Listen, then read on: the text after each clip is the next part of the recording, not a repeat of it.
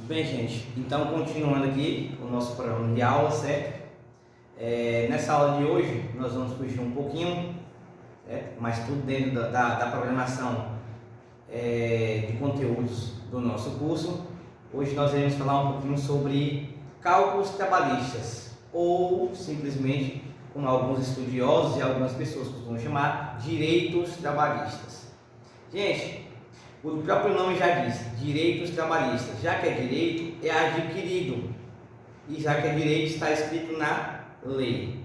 Nós temos a nossa Carta Magna, certo? Que é a nossa Constituição Federal, que é lá onde está escrito todas as leis do nosso que regem o nosso país.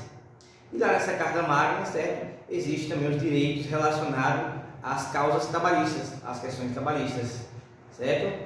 E aí nós podemos também encontrar lá. Mas, tendo como foco aqui a questão do direito trabalhista, certo? E esse direito, ele incide alguns cálculos em específico, e ele vai ser determinado de acordo qual o benefício que nós estamos tratando, que nós chamamos esses direitos de benefícios sociais, e vale aqui ressaltar que esses benefícios concedidos pelo governo é um direito apenas daquele empregado, certo? Que trabalha com carteira assinada, ou seja, trabalha registrado. Muitas pessoas costumam falar trabalha fichado, certo? Trabalha registrado, trabalha com registro na CTPS, Carteira de Trabalho por Tempo de Serviço. O indivíduo que trabalha na informalidade, ou seja, aquele que não trabalha de forma legal, registrada, ele não contribui com alguns impostos e ele também passa a não ter direito a esses benefícios, certo? Então, partindo do princípio de que todo e qualquer indivíduo que trabalha registrado, ou seja, com a carteira de trabalho assinada, tem direito aos benefícios sociais cedidos pelo governo, nós vamos começar falando aqui desse benefício social. E aí eu trago para vocês logo de início uma comparação, para que vocês possam fazer uma comparação. Aqui de um lado está um símbolo e do outro lado está outro símbolo. Muitas pessoas costumam confundir, certo? Muitas pessoas costumam confundir. E aí nós vamos aqui esclarecer o que seria cada um deles.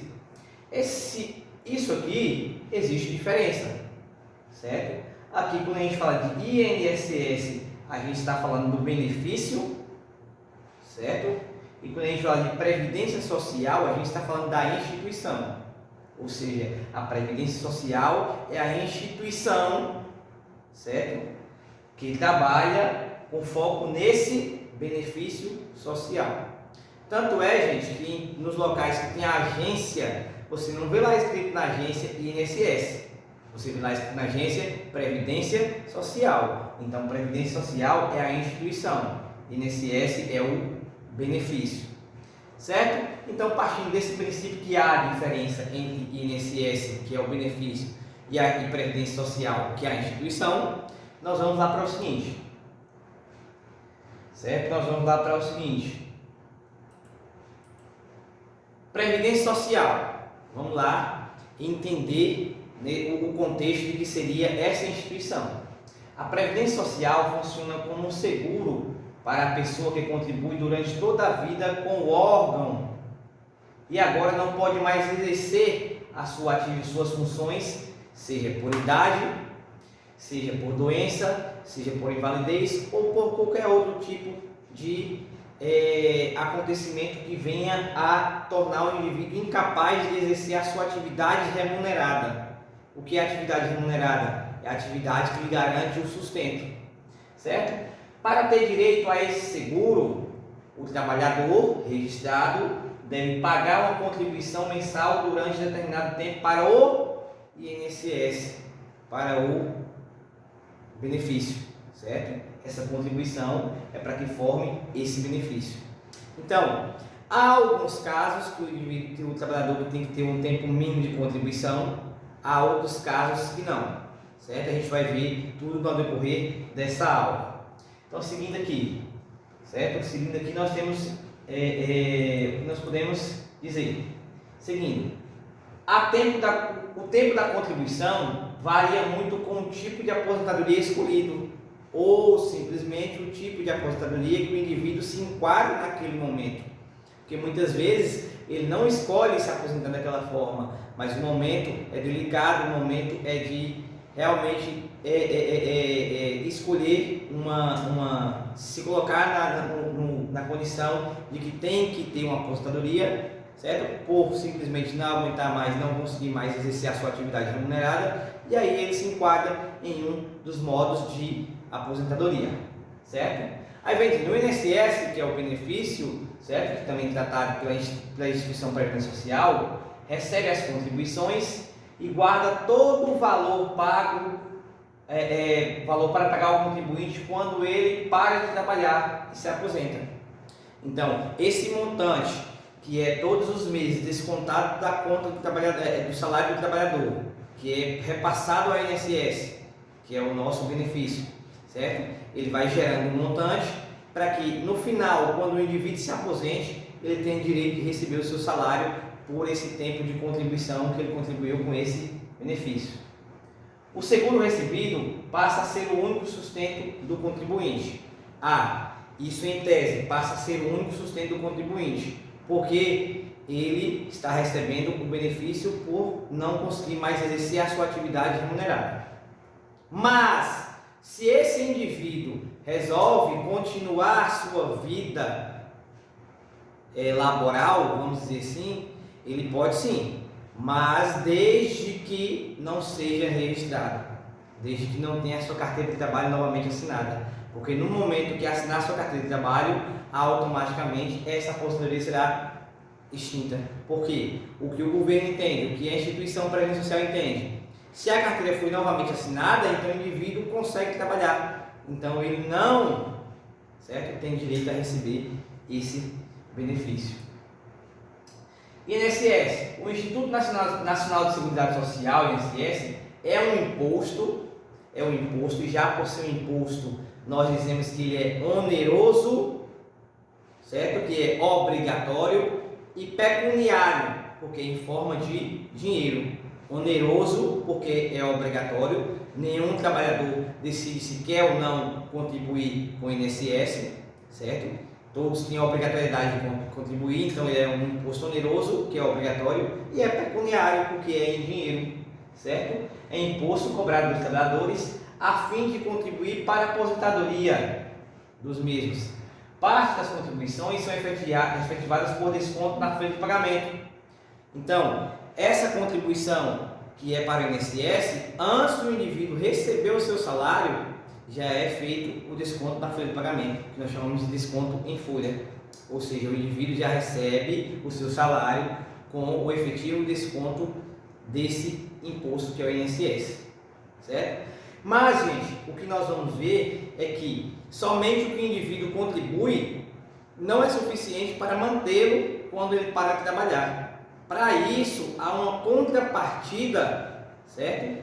Da parte patronal, ou seja, do empregador, o que nós chamamos no direito trabalhista de contribuição patronal. É uma contribuição que o empregador faz mediante a quantidade de colaboradores que ele tem, certo? Para que essa contribuição do empregador venha a se juntar com a contribuição do trabalhador, para que no final, quando o trabalhador não conseguir mais trabalhar, forme ali a renda mensal que o trabalhador irá receber, certo? Aí, quando o empregado tiver como salário um valor superior ao limite máximo, porque é assim, gente, quando se trata de leis trabalhistas, nós temos o seguinte, principalmente referente ao INSS, nós temos o que nós chamamos de piso, que é o valor mínimo que o indivíduo deve receber, e o que nós chamamos de teto, que é o valor máximo que o indivíduo deve receber. E aqui está dizendo, quando o empregado tiver como salário, certo, um limite superior ao máximo de contribuição, superior ao teto, certo, só é admissível descontar do salário o valor estabelecido, que é o percentual estabelecido para aquele teto. Então, suponhamos que para ser descontado do indivíduo 27,5% se ele recebe até, vamos dizer, o teto até 10 mil reais. Então, se ele recebe 10 mil reais, até 10 mil reais, é descontado do salário dele 27,5% para a Previdência Social. E aí está dizendo que se ele recebe acima desse teto, ou seja, se ele recebe acima de 10 mil reais, só é descontado os mesmos 27,5%. Mas como assim? Errado? Não, porque o valor de 27,5% será proporcional ao valor que ele recebe. Se ele recebe 10 mil reais, será 27,5% de 10 mil reais. Se ele recebe 20 mil reais, será 27,5% de 20 mil reais. Então é proporcional. Quanto maior o salário que ele recebe, maior será a alíquota de desconto. Sendo que não ultrapassa, essa alíquota não ultrapassa o limite do teto. Todos os meses, o funcionário terá descontado na sua folha de pagamento o valor referente ao INSS, que é o nosso imposto, certo? A porcentagem de desconto irão variar dependendo do salário de cada um. Então, existe uma tabela progressiva de desconto para o INSS. E essa tabela eu irei colocar para vocês de forma atualizada, certo? Para que vocês possam, no momento de responder a atividade, vocês possam estar respondendo a atividade referente a isso aí. Certo? As leis trabalhistas mudam com uma certa frequência, mas no atual momento, em 2019, a tabela de INSS era a seguinte. Essa aqui é a tabela de 2019, sendo que, gente, a tabela do INSS ela muda todos os anos. Então aqui é como exemplo a tabela de INSS do ano 2019 e vocês irão receber a tabela atualizada do ano de 2022, que incide sobre o salário mínimo vigente no exercício de 2022. Então aqui só como exemplo, essa tabela do ano de 2019 está aqui. Salário de contribuição e a alíquota. A alíquota é o percentual de contribuição. Então lá em 2019, o indivíduo que recebia até R$ 1.751,82 contribuía com 8%. Até. Aqueles que recebiam de R$ 1.151,82 até R$ 2.919,72 contribuía com 9% do seu salário. Aqueles que recebiam de R$ 2.919,73 a R$ 5.839,45 contribuía com 11% do seu salário. Isso referente a 2019. Então significa dizer o quê? Quando o indivíduo recebia em 2019 acima de R$ 5.839,45, só podia ser descontado dele os mesmos 11%. Mas era 11% referente ao salário dele. Então é um desconto proporcional, certo? Quanto maior o salário, maior o desconto. Isso, gente, nós estamos falando aqui de iniciativa privada, indivíduos que trabalham em empresas particulares. Na iniciativa pública é diferente, porque é regida por outra forma de contribuição. Os servidores públicos eles são estatutários e aí existe um regime próprio de contribuição, certo? No caso aqui, por exemplo, da cidade de Santa Maria da Vitória, os servidores públicos municipais contribuem não para o INSS, certo? E sim para o Instituto Caprevas, que é uma instituição própria, certo? Dos servidores públicos municipais de Santa Maria da Vitória, certo? Seguindo o que nós temos, pagamento de benefícios. A Previdência Social, por intermédio do INSS, por intermédio do imposto, certo? Oferece 11 modalidades de benefícios previdenciários, um benefício assistencial e 2 de serviços previdenciários. Aí, tem direito ao benefício os trabalhadores urbanos do sexo masculino aos 65 anos, certo? Então aquele que trabalha na zona urbana, na cidade, do sexo masculino aos 65 anos de idade, é a idade para contribuição, certo? Para aposentadoria, chega na idade limite, e do sexo feminino aos 60 anos, certo? Os trabalhadores rurais, aqueles que trabalham no campo, porque o regime de trabalho é diferenciado, até a carga horária é diferenciada, certo? Podem pedir a aposentadoria por idade com 5 anos a menos, ou seja, os que trabalham são trabalhadores rurais, do sexo masculino com 60 anos de idade e do sexo feminino com 55 anos de idade. Os benefícios concedidos aos trabalhadores que, por doença ou acidente, forem considerados pela perícia médica, ou seja, não é só o indivíduo dizer que está doente, mas só o indivíduo sofrer um acidente e dizer que tem que se aposentar ou que tem que receber um auxílio, um benefício do governo que vai receber. Lógico, lá a instituição Previdência Social tem lá a sua junta médica, e essa junta médica é composta por alguns médicos, principalmente o médico perito, que vai realizar a perícia para dizer se o indivíduo está apto ou não a se aposentar, está apto ou não a receber um benefício, está apto ou não a receber uma assistenciação do governo, certo? Perícia da Previdência Social, incapacitados para exercer suas atividades ou outro tipo de serviço que lhes garante o sustento. Então, para o indivíduo conseguir algum benefício do governo, ou aposentadoria, certo? Ou algum outro tipo de benefício, ele tem que ser submetido a uma perícia pela Previdência Social, e essa perícia constatar que ele está incapacitado de exercer a sua atividade remunerada. Que atividade remunerada é essa? A atividade que lhe garante o sustento. Aí sim ele vai ter direito a receber qualquer um dos benefícios do governo para sobreviver. Aposentadoria por tempo de contribuição. Então nós temos aí a modalidade, aposentadoria por tempo de contribuição. É o benefício que tem direito segurado aos 35 anos de contribuição, quando homens, ou seja, do sexo masculino, tem que contribuir no mínimo 35 anos, certo? Para se aposentar por tempo de contribuição, e do sexo feminino, 30 anos. Então os homens trabalham 35 anos, contribuem 35 anos, e as mulheres 30 anos para ter direito a se aposentar por tempo de contribuição. É uma modalidade de aposentadoria. Aposentadoria especial. Benefício concedido ao segurado que tenha trabalhado em condições prejudiciais à saúde ou à integridade física. Existe aqueles indivíduos que trabalham em algumas atividades que são periculosas ou insalubres. Vamos lá, esclarecer. Atividade insalubre é um tipo de atividade que, ao exercer aquela atividade pode prejudicar algum dano à saúde do indivíduo, não levando à morte. E a atividade periculosa é aquela atividade onde o indivíduo, ao executar aquela atividade, corre graves riscos de sofrer um acidente e ir a óbito. Vamos lá. Exemplos de atividade insalubre e periculosa. Por exemplo, frentista de posto de combustível.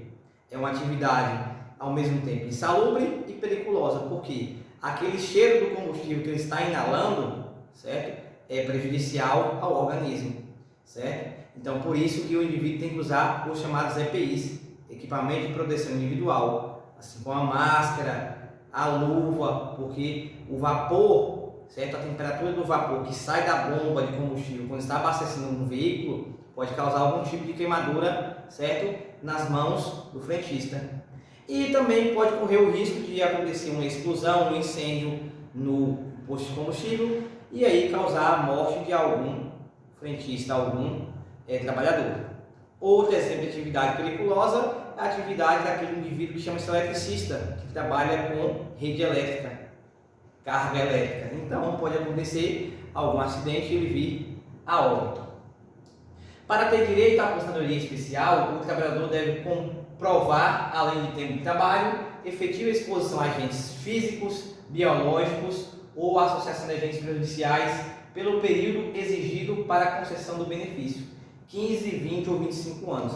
Aí vai depender de quais foram os agentes que ele ficou submetido na execução da sua atividade, certo? Os agentes físicos, químicos e biológicos. Quais foram? Aqueles que mais afeta a saúde do indivíduo, vai 15 anos.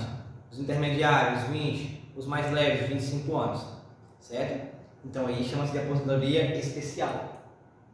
Certo? Então aqui nós falamos sobre alguns tipos de aposentadoria, certo? Nós falamos um pouco sobre o que seria a Previdência Social e o Instituto Nacional de Seguridade Social, que é o imposto que é cobrado do trabalhador, certo? E aí eu vou detalhar um pouco mais para vocês, certo? Lá no material, onde vocês terão acesso para responder a atividade, de que forma que vocês podem fazer, certo, o cálculo para a contribuição de qualquer indivíduo. Sendo que, gente, esse cálculo que nós vimos aqui tem como base a tabela progressiva do INSS, certo? Então, se o indivíduo recebe até R$ 1.751,81, ele vai contribuir com 8% do salário dele.